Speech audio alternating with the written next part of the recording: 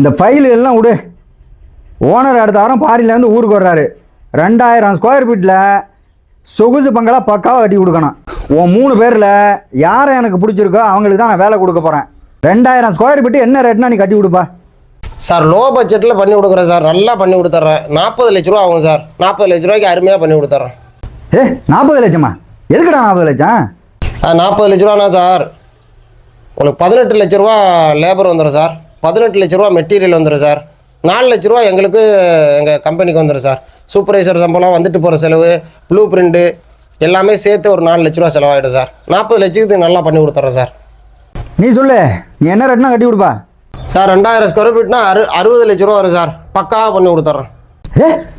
60 லட்சமா? ஏண்டா அந்த ஆள் 40 லட்சம் சொன்னார், நீ 60 லட்சங்கிற? எதுக்குடா 60 லட்சம்?